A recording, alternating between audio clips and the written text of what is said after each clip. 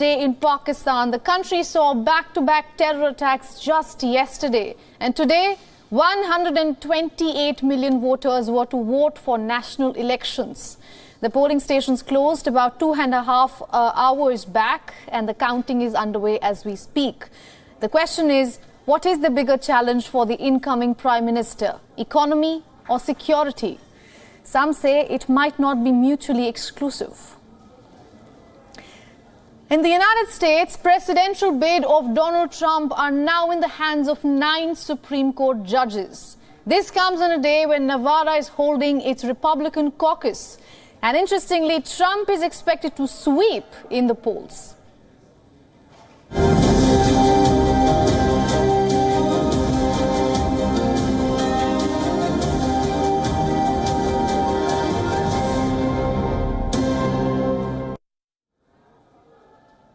It has been a few hours since voting in Pakistan came to an end. All eyes are now on the cash-strapped country to see who wins this action-packed race to power.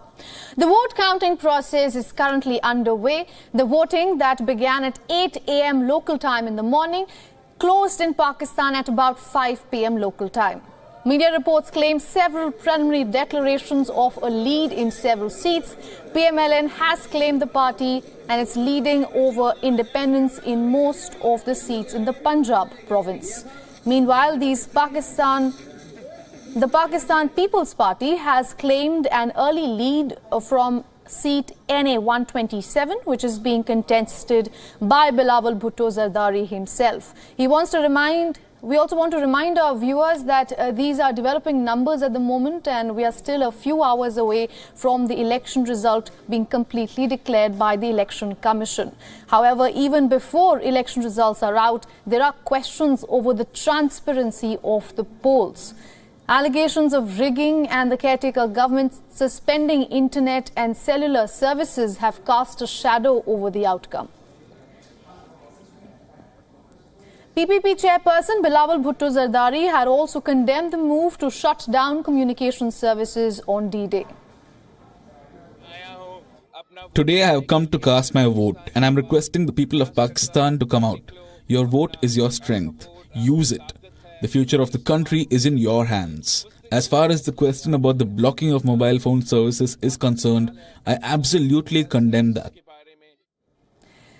That's not the only reason why many are concerned about election transparency in Pakistan. Just on Tuesday, reports from Pakistan emerged stating that the Election Commission's EMS application is flawed. The country's poll body uses this application to transmit and collate the votes.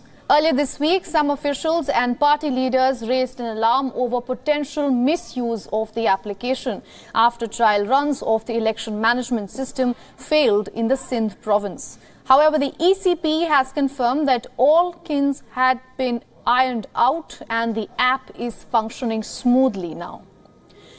But in spite of manipulation accusations casting a shadow on this election, Pakistan's caretaker minister posted a note on Twitter expressing gratitude for the high voter turnout in the country.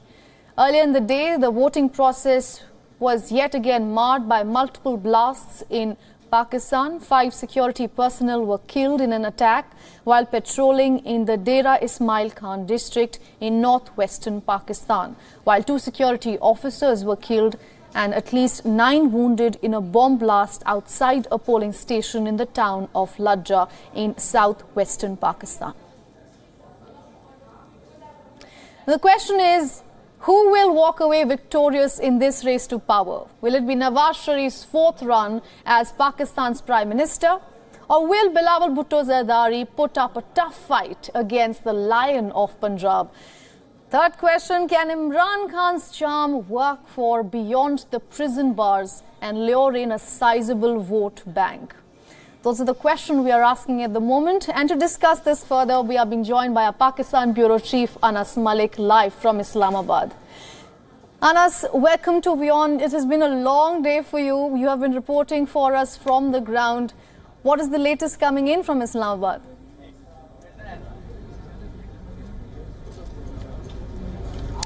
Well, absolutely, you're right there, Ananya. First in Lahore, we started the day from Lahore, and then now we're back in Islamabad due to the network outage. But it's been quite of a reporting journey, given that we got to understand the trend on the ground. At least up until mid-afternoon, the turnout was considerably on the lower side in Lahore and in parts of Islamabad.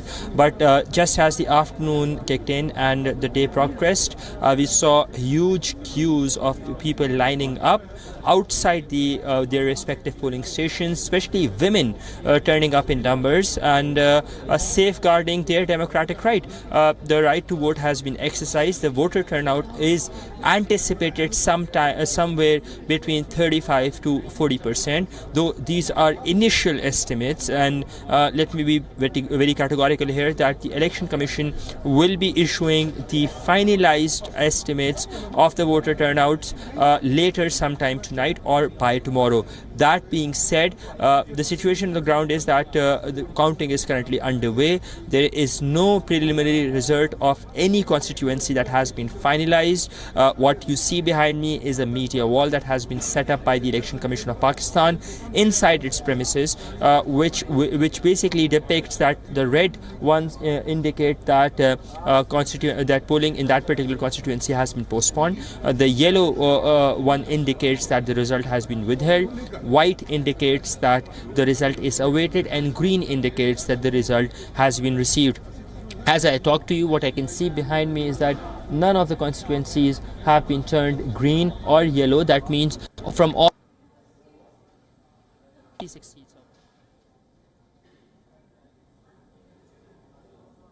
is that the results somewhat to trickle in by around 9 or 9:30 p.m. Pakistan time.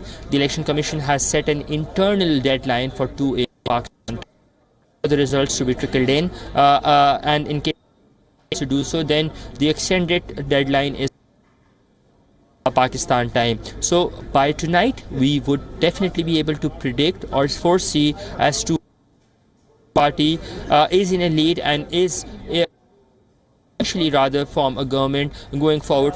All right. Anas, we seem to be having some technical issues constantly with you, but for now, thank you so much for joining us here on WION and getting us all those updates.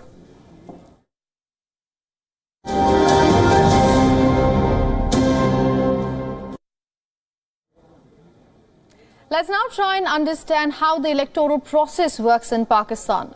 The country is a parliamentary democracy. Voting today took place for seats in the federal legislature called the National Assembly. In addition to this, voting also took place for the assemblies of the 4 provinces: Balochistan, Khyber Pakhtunkhwa, Punjab and Sindh. Now this was to elect representatives who will then choose a chief minister. There are about 5,121 candidates contesting for the federal legislature and 12,695 for the provinces. As we said, 128 million Pakistanis out of the population of 241 million were eligible to vote today. Let's now talk about the National Assembly. This has a total of 336 seats. But only 266 of these were contestable. Apart from this, 10 seats are reserved for minority representation and 60 more reserved for women. Now, Punjab is the largest battleground with the largest seat share of 173. Sindh, the second most populous province, has about 75 seats. Khyber Pakhtunkhwa province has exactly 55 seats. Balochistan has 20 and the Islamabad Capital Territory has 3 seats, as you can see. Now, once the National Assembly is constituted, it holds a parliamentary vote to select a leader of the House, who then becomes the Prime Minister. A successful candidate must show a simple majority in the House, and that is the support of at least 169 members. The process is similar for the provinces as well. Now, to understand the politics at the moment in Pakistan and what to expect from the national elections that the country saw, we are being joined by political activist and journalist Reham Khan live from Lahore. Ms. Khan, good to speak to you yet again.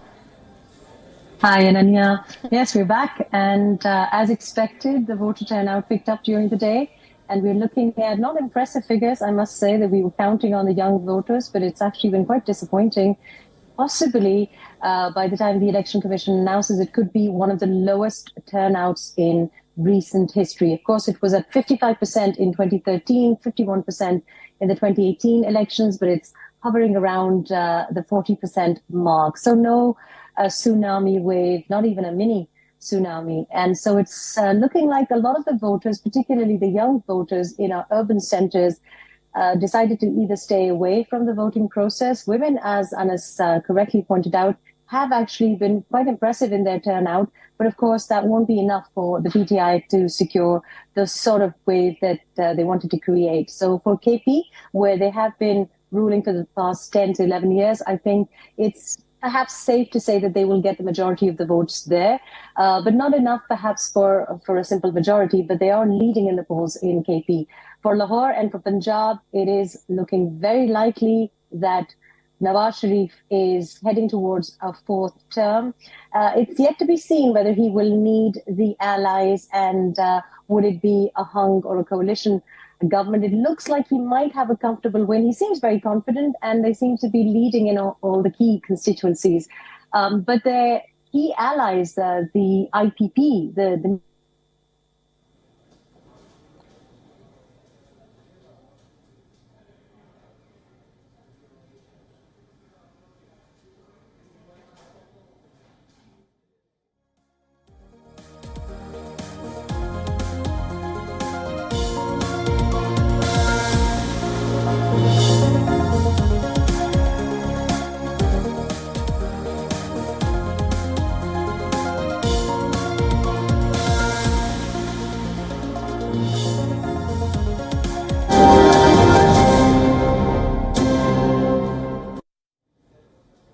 All right, we seem to have lost Ms. Khan, but we'll try to reconnect with her. So also our Thursday edition of Race to Power, and it's time for the power poll. So on Monday, we put out this question for all of our viewers. If you could put out that question here on the wall.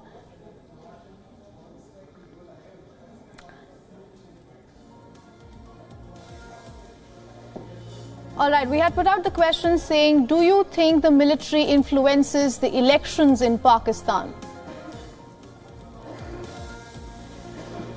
And the figures that we got from our YouTube viewers, 96% of them say yes and 4% say no. So there is a clear answer here.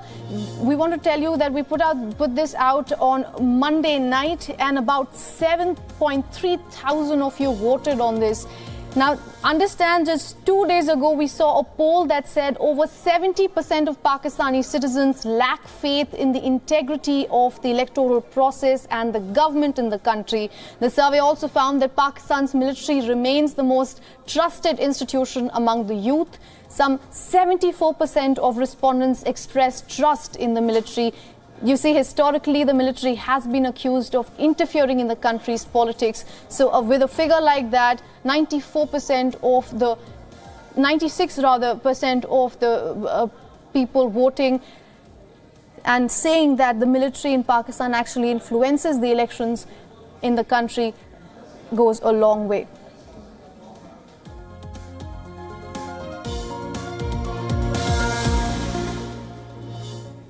All right, Ms. Khan has joined with us back. Ms. Khan, if you could hear me, if you could continue the point that you were making.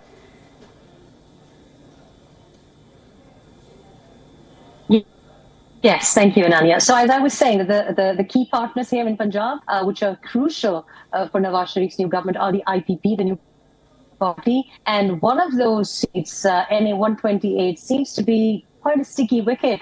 And it looks like the chap who now holding the reins for PTI, Salman Akram Raja, who is a barrister by profession, he seems to be enjoying a bit of a lead. Now, things might change because, of course, these are initial results coming in, so nothing is obviously decided until late in the evening.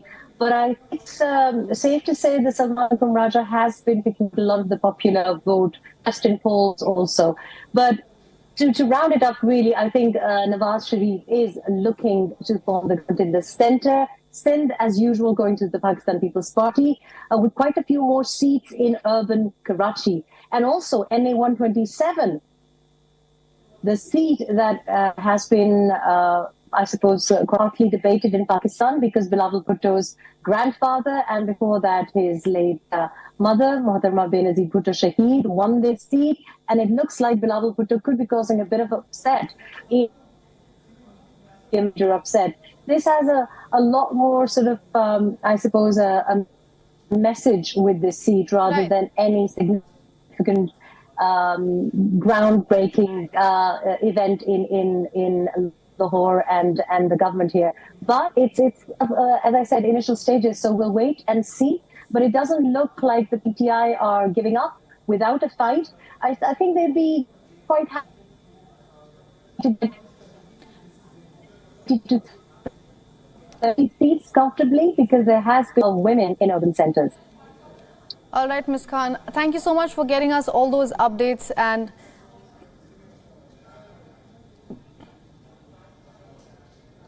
we're just being told, actually, the PMLN Supremo Nawaz Sharif and along with his daughter Maryam Nawaz, both of them have reached their party office, so we could expect some updates from there. Remember, the polls ended in Pakistan about 2.5 hours, actually 3 hours, about 3 hours now ago, and the counting is underway.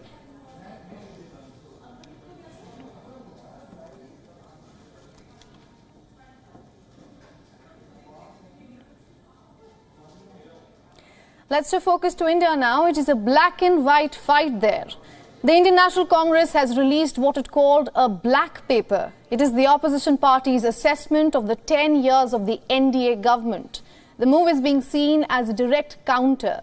On February 1st, the finance minister had promised to publish a white paper in both houses of the parliament, and she has come through. A white paper, just to tell you, is a detailed report on any subject.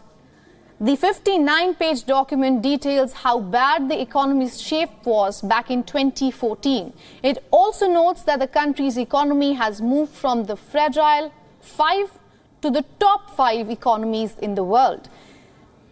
I'm quoting from Nirmala Sitharaman's white paper. The result was a mountain of bad loans, a high fiscal deficit despite double-digit inflation for 5 years, which hit the pockets of many Indians. Now, the white paper referred to a number of scams and corruption cases as well, including the 2G and coal gate scams. Now, Sitharaman specifically said that the only aim behind this was to draw lessons from the mismanagement of pre-2014 years.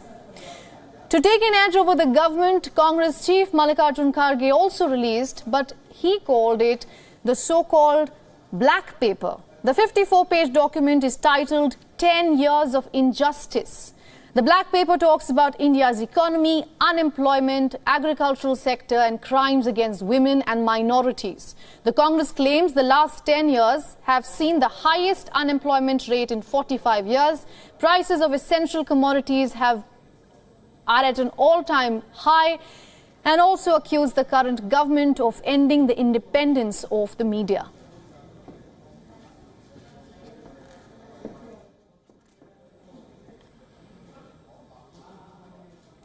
In the US presidential race, it is the US Supreme Court that is taking the center stage now. The presidential bid of former President Donald Trump is now in the hands of 9 Supreme Court judges.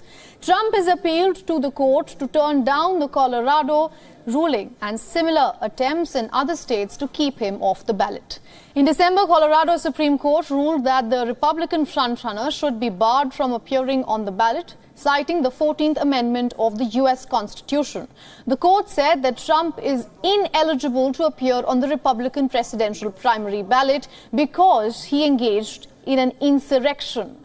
The ruling was referring to the January 6th attack on the US Capitol by his supporters. The Supreme Court has set aside more than 80 minutes for the arguments, but experts say that they are expected to go longer. Traditionally, the US Supreme Court has always been reluctant to get involved in controversial political questions.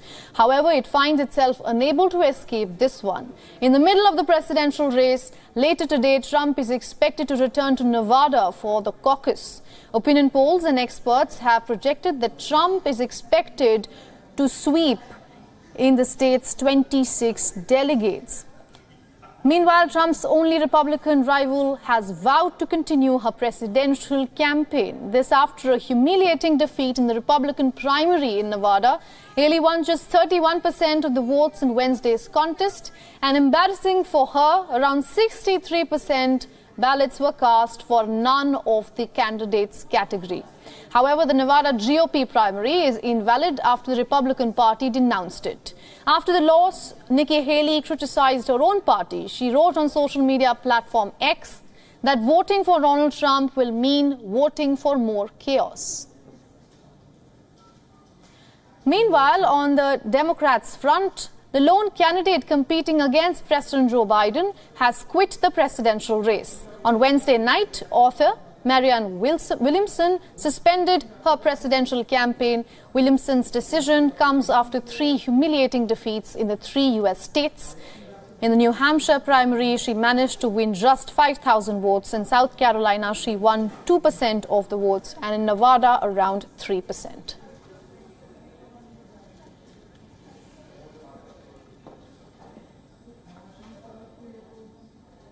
Let's now take a look at other election stories making headlines around the globe. In a major setback, Russia's election commission has rejected the candidacy of Boris Nadezhdin, an anti-war critic and challenger to Vladimir Putin, with Russia's presidential elections due to take place in March. Nadezhdin said that he will challenge the poll body's rejection in Supreme Court. The final decision of who can qualify and take part in the election will come on February 10th. In a landslide victory,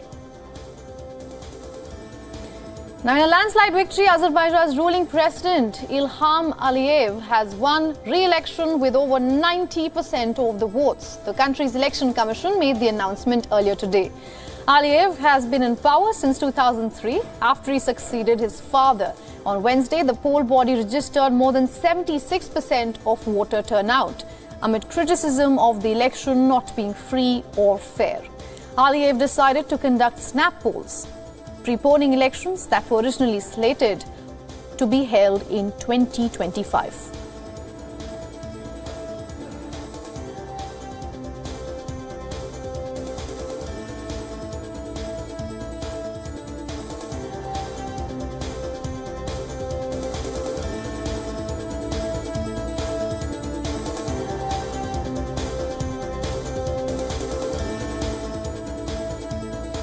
All right, before we wrap up this edition of Race to Power, we are now cutting across live visuals coming in from the PMLN's party headquarters, where Nawaz Sharif and his daughter Maryam Nawaz have just arrived. Media reports claim that several of the preliminary declarations of a lead in several seats. PMLN has claimed that the party is leading over independents in most of the seats in the Punjab province.